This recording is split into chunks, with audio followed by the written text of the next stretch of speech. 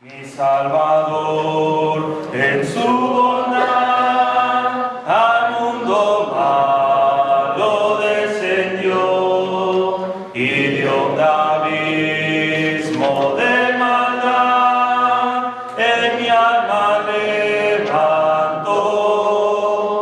Seguridad me dio Jesús cuando su mano me tendió, estando en sombra plena luz, en su bondad me levantó. Su voz constante resistí, aunque el amante me llamó, mas su palabra recibí y fiel me levantó. Seguridad me dio Jesús cuando su mano me tendió, estando en sombra plena luz, en su bondad me levantó. Tortura cruel sufrió por mí cuando la cruz él escaló. Tan solo así salvado fui y así me levantó. Seguridad me dio Jesús cuando su mano me tendió, estando en sombra plena luz, en su bondad me levantó. Que soy feliz, yo bien lo sé, con esta vida que él me dio, mas no comprendo aún por qué Jesús me levantó. Seguridad me dio Jesús cuando su mano me tendió, estando en sombra plena luz, en su bondad me levantó. Muy buenas tardes, hermanos. De veras que me da mucho gusto estar aquí con todos ustedes en esta tarde. Me da mucho gusto el solo hecho de estar aquí, ¿verdad? Hace como un mes y medio estuve en el hospital, de repente caí enfermo. Y cuando llego al hospital ahí me dicen rápidamente, tenemos que hacerte una cirugía, dice. Dije yo, no, ¿cómo? Primero hazme bien exámenes. ¿Cómo así tan rápido, cirugía? Pero así fue, hermanos, esto que pasó. Y quiero dar las gracias a todos por sus oraciones.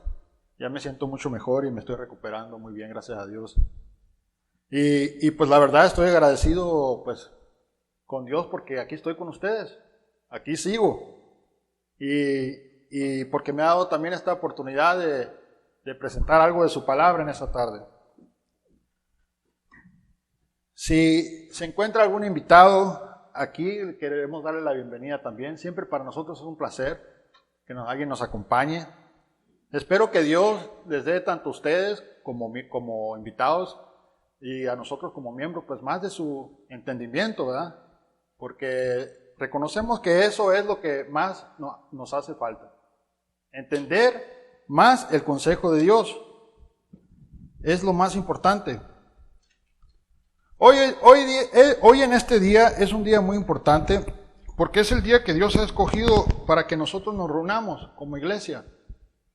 Dice la palabra de Dios que nosotros siendo muchos miembros, venimos aquí a reunirnos a formar un solo cuerpo, que es el cuerpo de Cristo. Y que cuando nos reunimos como iglesia, venimos a ser como piedras vivas, que edificamos la iglesia. O sea que la iglesia no es este edificio. Hay veces que le pregunto a mi hijo o a un hermano, ¿dónde estás? Aquí estoy en la iglesia. No, este es un edificio. La iglesia somos nosotros. Nosotros somos los que al reunirnos en este día formamos lo que es la iglesia de Cristo. Hace aproximadamente 2000 años, en un día como este, primer día de la semana, hubo dos mujeres, nos enseña la palabra de Dios, que fueron a ver donde Cristo fue sepultado. Fueron a ver la tumba de Cristo.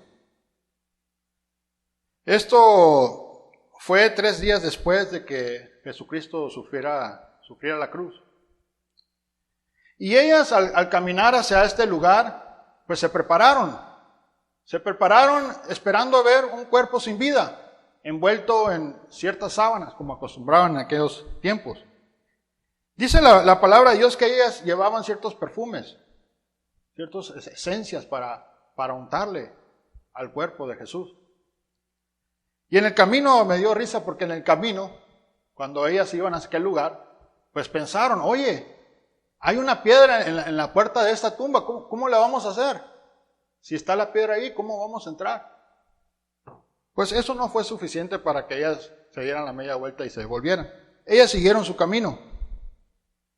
Al llegar ahí se dieron la sorpresa de ver que esa piedra ya no estaba en su lugar. Esa piedra ya había sido movida y la tumba se encontraba abierta. Y que al entrar, dice la palabra de Dios, que miraron a un joven con unas vestiduras muy blancas. Y dice la Biblia que ellas se asustaron al ver a este joven ahí adentro. Mas él les dijo, ¿buscan a Jesús? Al que fue crucificado. Él les dice, no está aquí, ha resucitado. Él no está aquí. Vean el lugar donde lo pusieron. No está ahí. Vamos a leer esto en Marcos 16:6. Vamos a ver esto que acabo de explicar ahí. En Marcos, capítulo 16, versículo 6. Dice, mas él les dijo, no os asustáis, buscáis a Jesús Nazareno, el que fue crucificado, ha resucitado. No está aquí, mira el lugar donde le pusieron. Hermanos, en esta tarde yo quisiera hablar sobre la resurrección.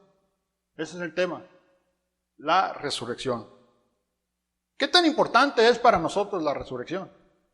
¿Será algo importante? ¿Un suceso importante en nuestras vidas? En 1 de Pedro 3:21 dice que es sumamente importante. Me gustó esta versión que encontré.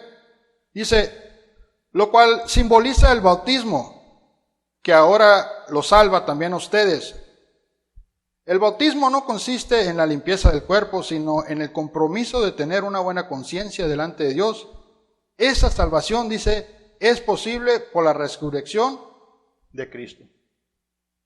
Esta salvación que nosotros tenemos una esperanza en recibir, todo viene a causa de la resurrección de Cristo.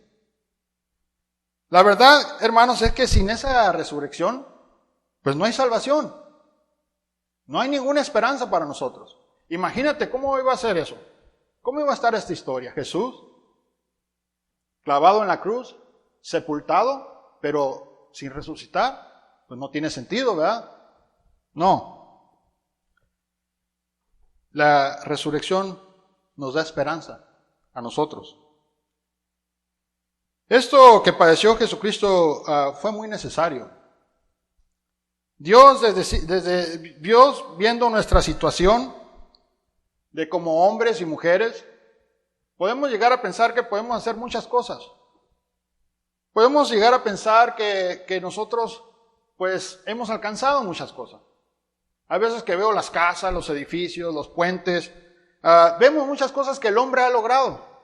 Hace poquito vi un documental sobre unas presas que hombres han construido, una cosa inmensa. Es increíble lo que el hombre ha hecho.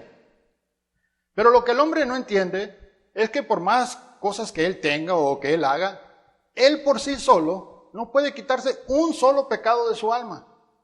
Dios no le ha dado esa autoridad de quitarse ni una mancha de su alma. Y por esa razón el hombre piensa no necesitar a Dios. Cree que Él no hace nada malo. Se justifica Él solo. ¿Cómo puede un hombre quitarse un robo, una maldición, una fornicación, un adulterio? El hombre por sí solo no puede. Dios, al ver esta situación, manda a su Hijo Jesucristo como sacrificio. Y por esto fue necesario, y por esta razón, fue que fue necesario que Cristo muriera, fuera sepultado y resucitara. Esto es el Evangelio. Ese es el poder de Dios para salvar al hombre. De ahí para allá no hay otra manera de que el hombre se pueda salvar. Esto Jesucristo lo entendía muy bien.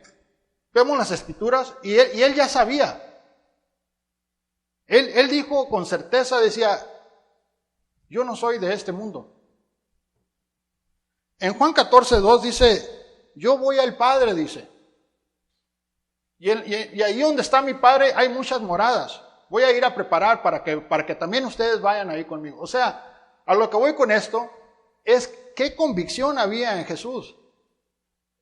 Que Él fue capaz de decir estas palabras, reconociendo, sabiendo que lo iban a poner en la cruz, sabiendo que iba a ser sepultado, pero más que todo teniendo la confianza de que Dios no lo iba a desamparar, sino que iba a ser resucitado. Qué valor y qué confianza. Me imagino que sería algo increíble para que algunos de nosotros tuviéramos esa misma confianza, ¿verdad?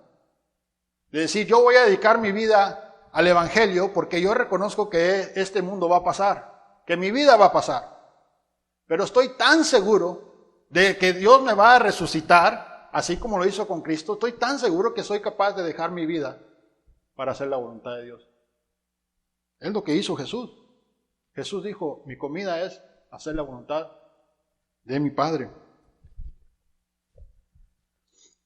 Jesucristo resucitó en un día domingo, un día igual que este, primer día de la semana.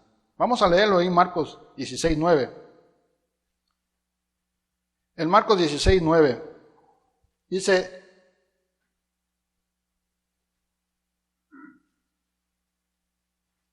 habiendo pues resucitado Jesús por la mañana, el primer día de la semana, apareció primeramente a María Magdalena, de quien había echado 7 demonios. Vemos ahí que fue un día, primer día de la semana, tal como esto. Y es lo que venimos a recordar hoy, por medio de este pan y este jugo. Venimos a recordar que hubo un hombre que pues entregó su cuerpo, es lo que representa el pan. Y que al entregar su cuerpo también derramó su sangre. Y es lo que representa ese jugo. Me ha tocado enseñar el curso bíblico a algunos de mis hermanos, que ahora son hermanos, y también a otras personas que no obedecieron el Evangelio, pero me llama mucho la atención un cuadro en especial. Es un cuadro que se encuentra en la edad cristiana. Es uno de los primeros cuadros, es donde está un hombre pintado ahí, ¿verdad? En la imagen, y como que resplandece así, que tiene mucha luz así detrás. Me gusta lo que representa ese cuadro. Representa una victoria.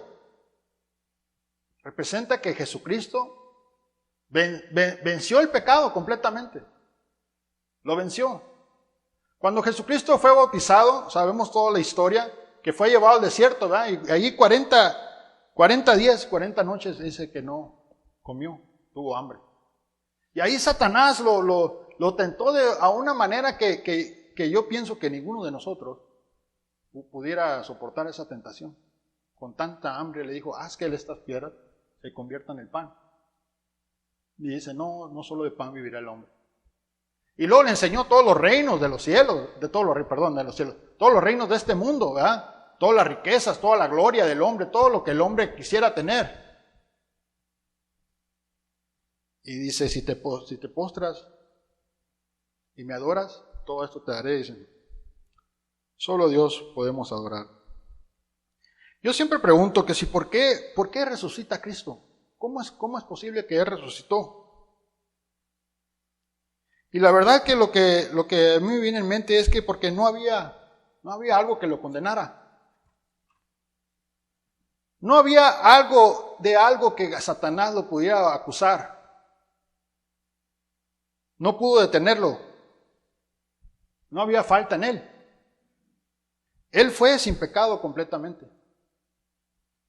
En Juan 11:25, vamos a ver qué dice ahí. Jesucristo mismo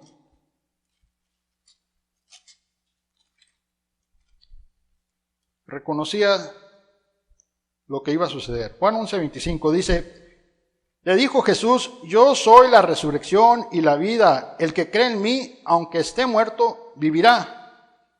Ahí está, Jesús mismo dice, yo soy la resurrección y la vida. Jesucristo aquí me está enseñando que si yo muero, ¿verdad? Mañana, pero que si yo creo en Él, creer en Él no es nomás como creer, yo creo en Cristo. Creer en Él es obedecerle. Es lo que significa esa palabra, creer, obedecer. Él me está prometiendo que yo voy a ser resucitado. Que no me voy a quedar en la tumba.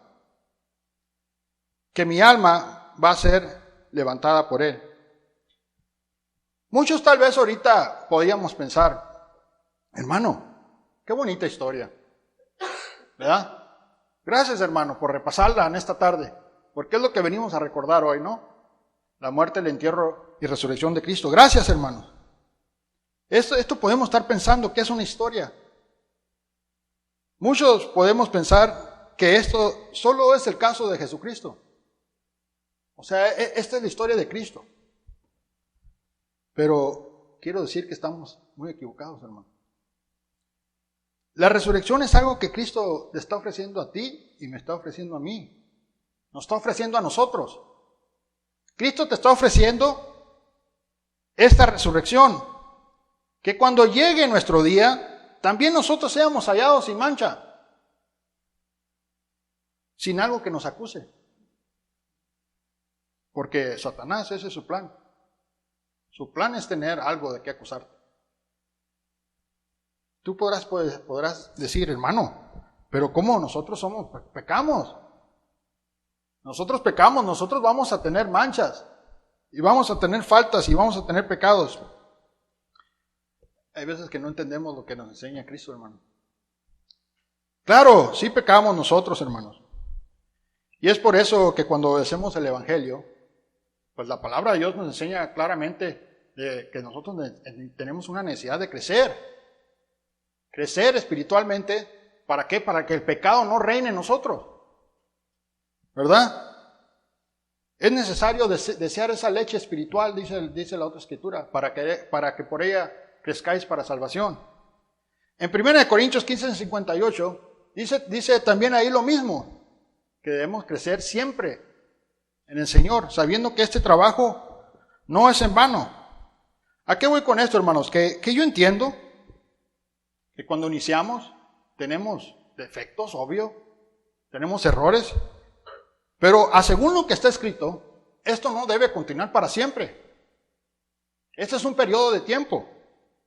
Se supone que si yo estoy echándole ganas, estoy poniendo atención a la palabra, ya no debo de pecar deliberadamente, con astucia, voluntariamente o de adrede. Si ese es nuestro caso, hermanos, nosotros pues estamos en tinieblas y ponemos en riesgo nuestra resurrección. Si esto sucede en ti o en tu casa, quiero decir, hermanos, que hay algo está mal. Estamos ignorando el consejo de Dios. Y nos encontramos sembrando solo para la carne, para nuestras pasiones. Y no nos estamos enfocando en lo que Dios nos ha prometido. Vamos a ver qué dice Primera de Juan 1, del 5 al 7. Primera de Juan 1, del 5 al 7. Dice, este es el mensaje que hemos oído de Él y os anunciamos. Dios es luz y no hay tinieblas en Él. Si decimos que tenemos comunión con Él, bueno, ¿cuándo es que decimos que tenemos comunión con Él? En este momento, hermano. En este momento decimos que tenemos comunión con Él. ¿Ok? Si decimos que tenemos comunión con Él, pero andamos en tinieblas, mentimos, dice, y no practicamos la verdad. Estamos mintiendo. Y la pregunta es, ¿a quién le mientes, hermano? O sea, ¿será que me mientes a mí o a los hermanos? Hermanos, primeramente le mientes a Dios y te mientes a ti mismo. Nos mentimos a nosotros mismos, o nos engañamos a nosotros mismos.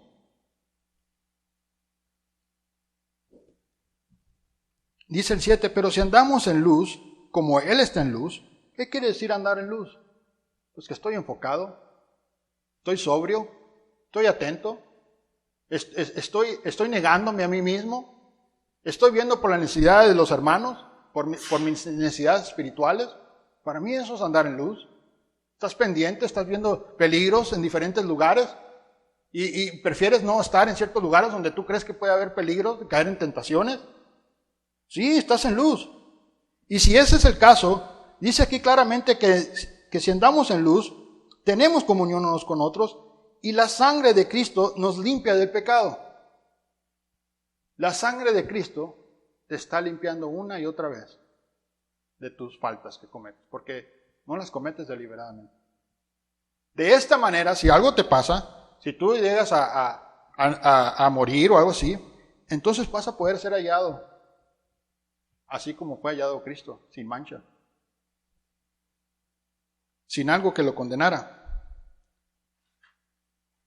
Y esto, hermanos, no es por obras, no es porque yo sea una persona buena o usted sea una persona buena.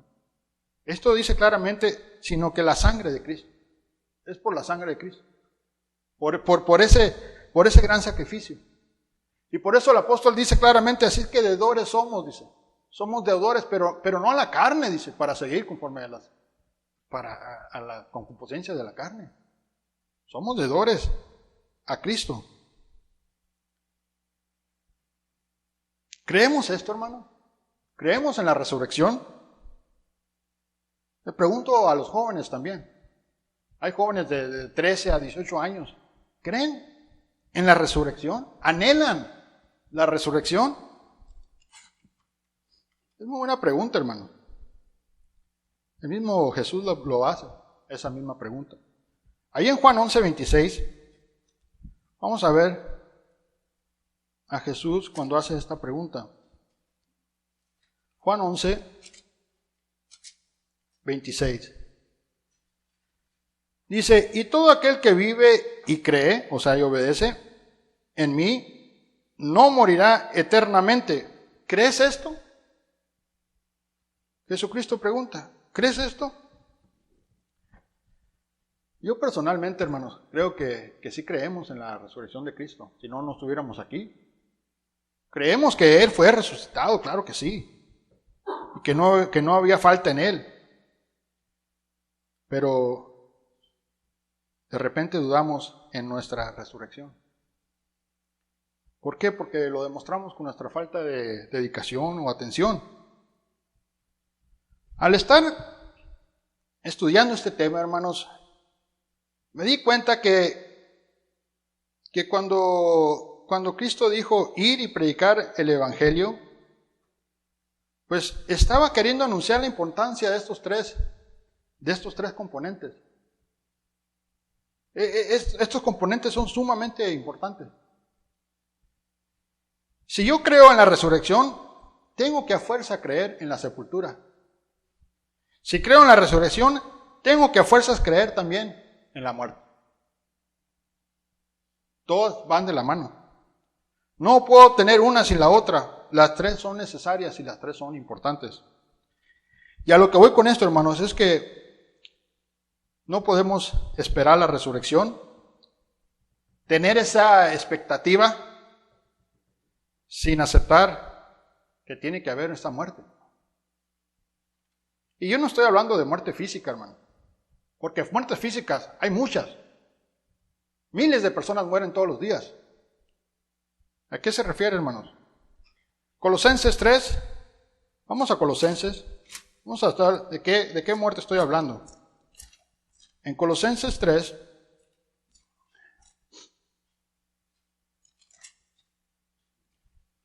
Colosenses capítulo 3, versículos 5 y 6 dice: haced morir, ahí está, morir. Hacer morir, pues, lo terrenal en vosotros. ¿Qué cosas son? Fornicación, impurezas, pasiones desordenadas, malos deseos, avaricias, que es idolatría. Cosas por las cuales la ira de Dios viene sobre los hijos de desobediencia. O sea que aquí, al practicar yo estas cosas, no me espera la resurrección, me espera la ira de Dios. Es lo que dice la palabra de Dios. Si nos brincamos ahí, el capítulo 8 y 9 dice: pero ahora dejad también vosotros estas cosas, iras, enojos, malicias, blasfemias, palabras deshonestas de vuestra boca. No mintáis los unos a los otros, habiéndonos despojado del viejo hombre con sus hechos.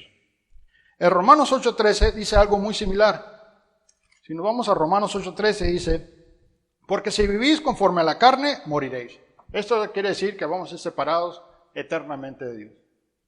Mas si por el Espíritu, dice, hacés morir las obras de la carne, viviréis. Si se fijan, hermanos, nosotros tenemos la necesidad de pasar por lo mismo que pasó Cristo. ¿Fuimos sepultados? Sí, fuimos sepultados en el momento que obedecimos el Evangelio. Pero nuestra carne siguió viva. Y el trabajo que cada uno de nosotros tiene es de hacer morir esa carne, esas pasiones desordenadas, cosas que ofenden a Dios. Y no estoy hablando de todo completamente, porque tenemos pasiones que son buenas. Hay hermanos, hermanas que les gustan ir a caminar al parque, que le tienen diferentes pasiones, pero yo creo que cada uno de nosotros sabe de qué tipo de pasiones estamos hablando. Las pasiones que ofenden a Dios. En Romanos 6, del 1 a 6, ahí atrásito, Romanos 6, del 1 a 6, nos da también otros ejemplos de esto mismo que estoy hablando. Dice: ¿qué pues diremos? ¿Perseveremos en el pecado para que la gracia abunde? Dice: en ninguna manera. Porque los que hemos muerto al pecado, ¿cómo viviremos aún en él? ¿O no sabéis que todos que hemos bautizados en Cristo Jesús hemos sido bautizados en su muerte? Porque somos plantados juntamente con él para muerte por el bautismo, a fin de que como Cristo resucitó de los muertos por la gloria del Padre, así también nosotros andemos en vida nueva.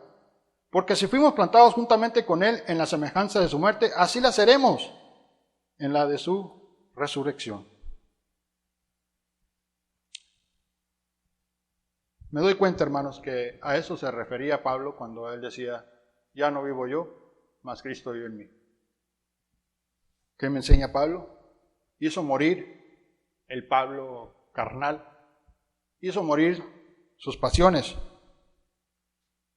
como dando a entender que el Espíritu de Dios puede llevar a cabo su función.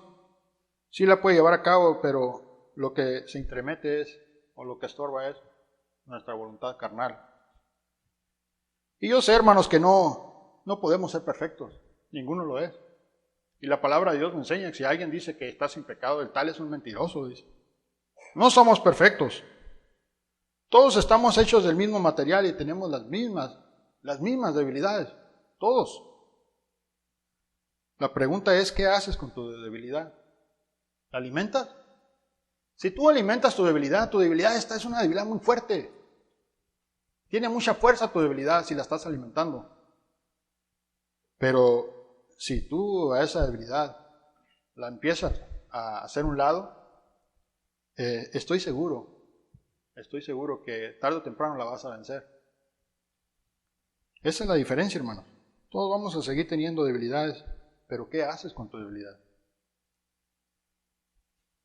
La pregunta puse aquí: ¿por qué en veces de ocasiones no queremos predicar, no queremos hablar del Evangelio, no queremos hablar de Cristo? Porque nuestra carne nos lo impide. Nuestras emociones carnales. ¿Qué es lo que quiere la carne? Gálatas 5:19. Ahí todos sabemos esa escritura. Vamos a leerla. Dice: y manifiestas son las obras de la carne: adulterio, fornicación, inmundicia, lascivias, idolatrías, hechicerías, enemistades, pleitos, celos, iras, contiendas, disensiones, herejías, envidias, homicidios, borracheras, orgías y cosas semejantes a estas, acerca de los cuales os amonesto que, como yo lo he dicho antes, que los que practican tales cosas no heredarán el reino de Dios. No podemos esperar, hermanos, el ser resucitados cuando no queremos hacer morir estas cosas. Este es nuestro trabajo dentro del Evangelio, hacer morir estas cosas. Esa es tu lucha. Y no podemos darnos el lujo de decir, yo vengo aquí a la iglesia, pero no estoy peleando contra estas cosas que me están afectando. Esto no tuviera sentido.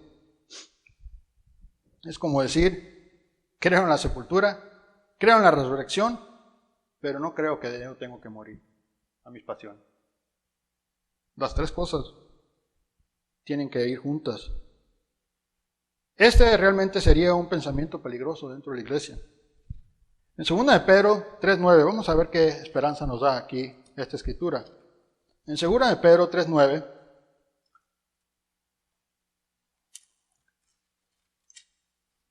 dice, el Señor no retarda su promesa según algunos la tienen por tardanza, sino que es paciente con vosotros, no queriendo que ninguno perezca, sino que todos procedan al arrepentimiento. Sí, aquí la palabra de Dios me está enseñando que Dios ha sido paciente contigo y Dios ha sido paciente conmigo.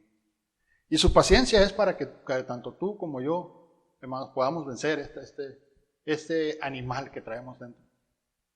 Este ser que siempre me lleva cautivo a ofender a Dios. ¿Por qué? ¿Por qué lo dejo? ¿Por qué pongo en riesgo la salvación que Dios me está ofreciendo por 5 o 10 minutos de satisfacción? ¿Por qué? ¿Valdrá la pena? Cuando una persona está en un hospital, hermanos, ahí te das cuenta de que tu vida ahí puede terminar. Y que uno podrá pensar, hoy me quedan muchos años por delante. Me puedo arrepentir más adelante. Y voy a cambiar. Pero uno nunca sabe, hermano. Uno nunca sabe cuándo nuestro tiempo se acerca.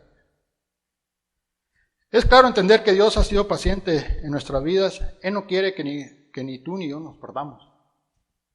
Él quiere que nosotros alcancemos la salvación y Él quiere resucitarte. Jesucristo lo dijo muy claro, ¿eh? Voy a ir a hacer moradas para donde yo estoy. Quiero que también, a donde yo vaya, quiero también que ustedes vayan. Hermanos, esto es lo que Dios me dio en esta tarde. Espero que a cada uno de nosotros nos haya ayudado en algo, empezar en este tema. Y como siempre, después de cada sermón, siempre hacemos una invitación. Si hay una persona que ya sabe lo que es el Evangelio y cómo se toma ese primer paso, pues pase enfrente mientras se entona este himno de invitación. Muchas gracias por su atención, hermanos. Buenas tardes.